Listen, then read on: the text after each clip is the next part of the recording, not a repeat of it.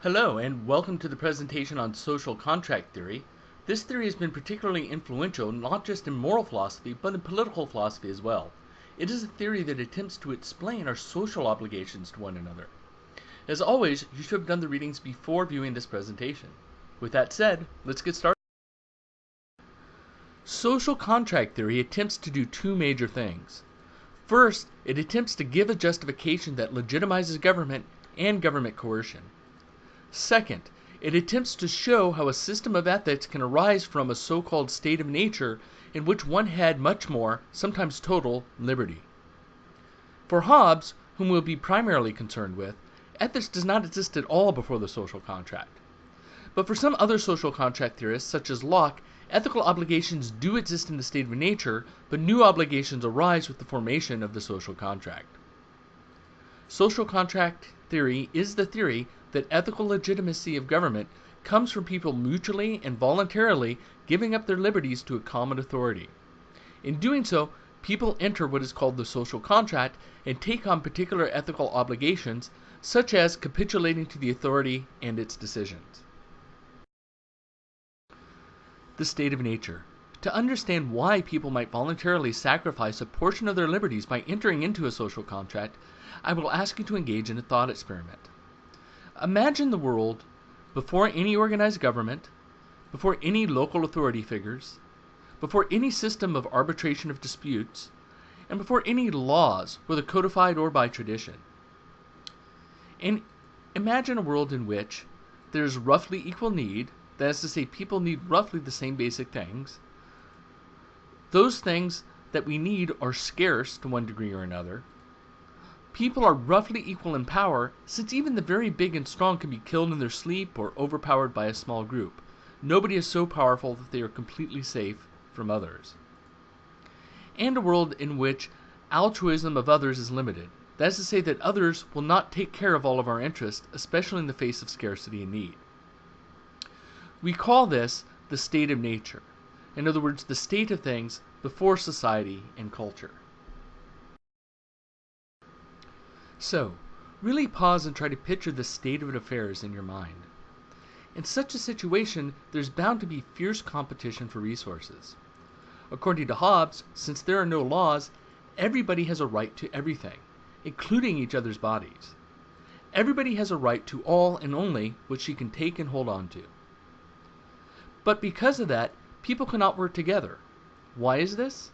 Because the fruit of one's labor is uncertain, and therefore the amount of work one will do is extremely limited. For example, it would make little sense, from a self-interested point of view, to take the time to plow a field and plant crops if you know that others are going to pick and eat the food you grow before you can, and that you have no real way of stopping them. For similar reasons, Hobbes thinks there is little point in making tools or constructing shelters and so forth. As Hobbes puts it in a very famous sentence, the life of man in the state of nature would be solitary, poor, nasty, brutish, and short. For Hobbes, therefore, the state of nature is also a state of war, of all against all, where each may have exactly how much she may take and hold on to. It is worth noting that not all social contract theorists hypothesize such a brutal state of nature for man. Locke, for example, believes that people would generally be able to cooperate and work together in the state of nature, and thus some culture and technology would exist under Locke's theory. Nevertheless, for Locke too, the state of nature devolves into a state of war when an injustice is done and there is no common authority to settle the dispute. For Locke, individuals may morally seek out justice for themselves or even for others. But the problem with this system is that personal bias will tend to lead to cycles of revenge and states of war. Why? Imagine that you are wronged in the state of nature. For Locke, you have a moral right to set things straight. So if you are stolen from, you have a right to enforce what he considers to be natural law and take your object back, even if force and harm are necessary to do this. One can defend themselves even into the death of one's opponent if one is under threat of being harmed. The problem with this, however, is that when people are harmed, they tend to view harms to themselves as worse than they actually are, and to exact a greater punishment than is justified. There's a fundamental problem with escaping from the state of nature. Consider two people who are sick of the state of war that results from the state of nature. Let's call them Og and Thrud. Og agrees that he will not steal things from Thrud's cave if Thrud agrees that he will not steal anything from Og's cave. Og agrees not to harm Thrud if Thrud agrees not to harm Og. So, now it seems that Thrud and Og can begin to better their lives. For example, it is now safe to cure animal pelts outside, invent the wheel, and store up surplus food, right? But not so fast. Does this really solve the problem? Pause and think about why it might not. There is no mechanism of enforcement of this new rule or agreement that Thrud and Og have reached. As soon as either one of them finds it convenient to do so, he might steal all the other's possessions or do the other violence. So, for example, Og might wait until Thrud has worked all season long farming and then take all his food. There's no common authority that's able to stop him from doing so. And since Thrud knows this, Thrud has little reason to actually trust Og and plant the fields in the hopes of reaping the benefits of his own labors. This was the problem that Hobbes noted. In order for Thrud and Og to escape the situation, there needs to be a common authority with the power to enforce the contract between Og and Thrud. So what is the solution? In order to escape the state of war, Og and Thrud and all other people come together and agree to invest an individual or group of individuals with the authority to make decisions and enforce their will upon the rest. This common authority, or commonwealth or sovereign, now has the power of the population behind her or him, and the ability to enforce laws that apply to everybody, and even contracts between individuals. Now Og and Thrud have a reason to keep to their agreements, because Ugg will beat them up if they don't. What is more, Og and Thrud have no legitimate complaint about Ugg using force against them, since they have voluntarily given Ugg the authority to do so. Let us set aside considerations of social contract theory for the moment and consider a famous and highly influential experiment from game theory known as the prisoner's dilemma. Many of you are probably familiar with seeing situations similar to this played out all the time in crime dramas if you ever watch shows like Law & Order, CSI, or NCIS. Imagine that you and a partner that you don't know well have been captured for a crime. The police capture you both and put you into separate rooms and say the following to you. We are going to give you the opportunity to confess your crimes. If you confess and your partner does not, they will let you go free and put your partner in jail for 10 years. We are, however, making the same offer to your partner, so decide fast. If he confesses and you do not, we will have the evidence needed against you to put you away for 10 years, and he will get off scot-free. So do you really want to serve time while he is out free? You ask what happens if neither of you confess, or if both of you confess. To be honest, if neither of you confess, we only have enough evidence to put both of you away for 1 year. But why spend a year in jail when you can go free? If you both confessed, you will each get 5 years in jail.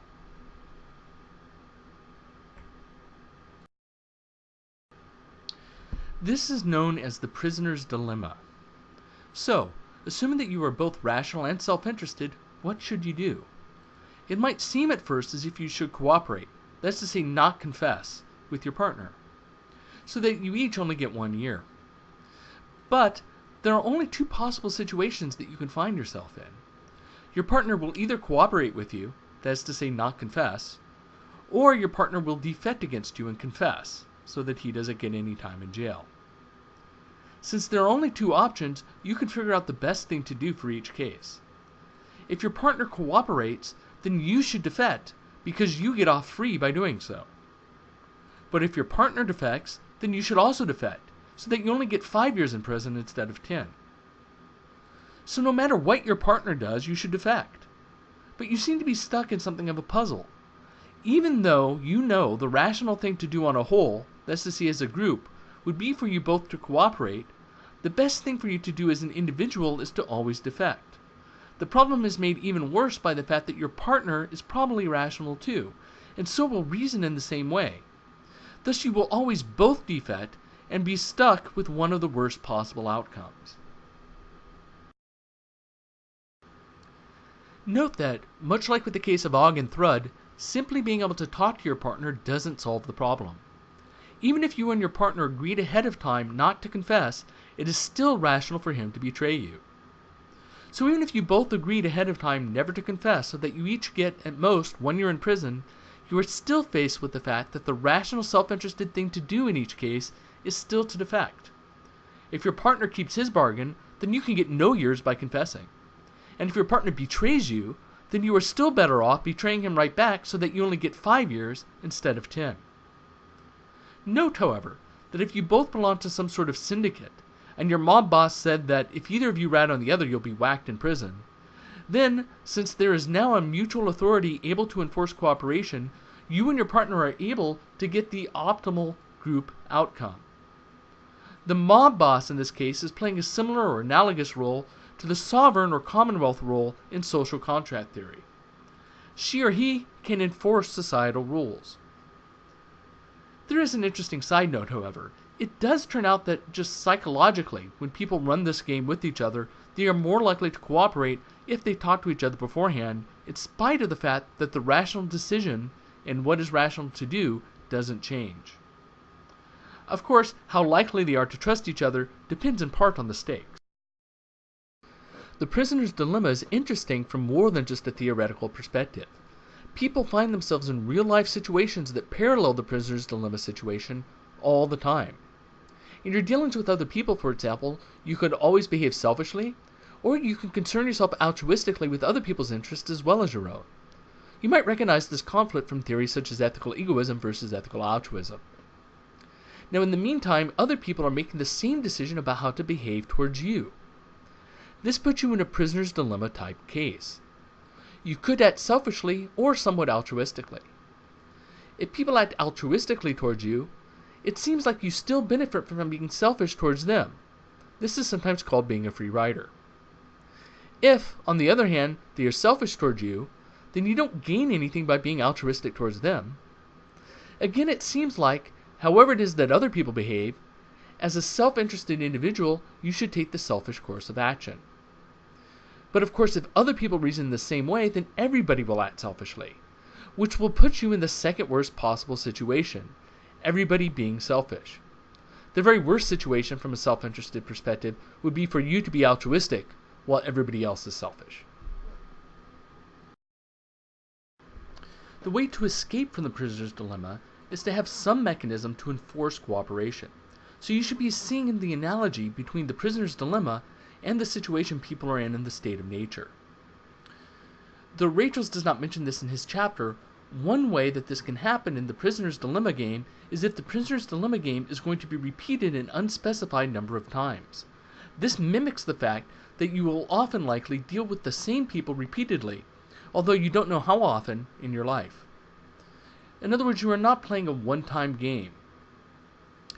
If you know, or even believe, that you may have to deal with a particular partner in another prisoner's dilemma type situation again, there is now a way to partially escape the problem. If you betray your partner this time, then it is likely that your partner will punish you for betraying her next time by not cooperating with you. In order to avoid this, you may both decide to cooperate, which can lead to the second best payoff from a self-interested standpoint. The best is, of course, being selfish, while the other person is altruistic from a self-interested standpoint. For example, suppose that your neighbor loans you his drill when you need it. But when he wants to borrow something, like a soldering iron, you selfishly say no. It is likely that the next time you ask to borrow something from your neighbor in the future, he will say no as well. So even though you came out ahead in one case, you are costing yourself in the long run. You win the battle but lose the war, so to speak. If, however, you loan your neighbor the tool he wants, you may be able to continue this useful relationship of sharing possessions to your mutual benefit for many years to come. During most of human evolution, people were limited to small groups, and thus repeated interactions were even more sure than they are today.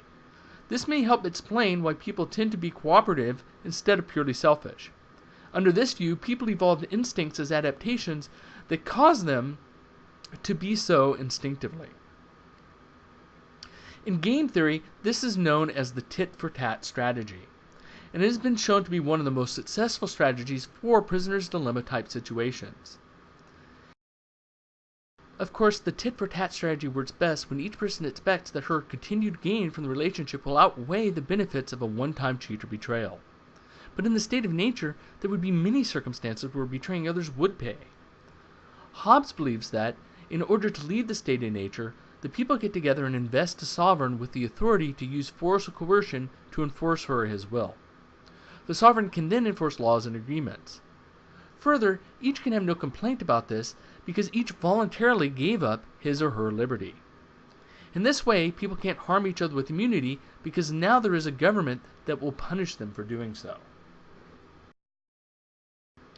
For Hobbes, people continue to support the government and to give so much of their will over to the sovereign because the alternative is the state of nature, which he sees as so horrible.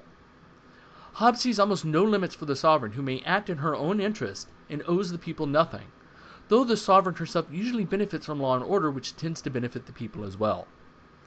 The only thing, according to Hobbes, that a person cannot be understood by the contract to give away to the sovereign is the right to defend her life or defend against serious harm, since that is the whole reason for entering into the contract in the first place.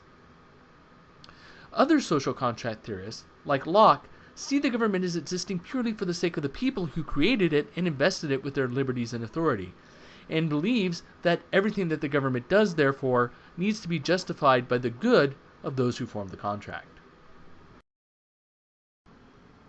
Rachels lists three major advantages that social contract theory seems to provide.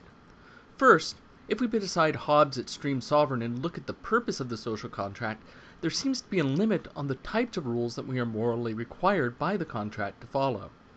In order to live together and cooperate, rules against theft and physical harm, for example, are necessary. But rules against what are typically called consensual crimes, however, do not fall under this category. Laws limiting certain types of consensual sexual behavior or private religious practices, or perhaps even particular types of drug use, would not seem to be legitimate laws under the social contract.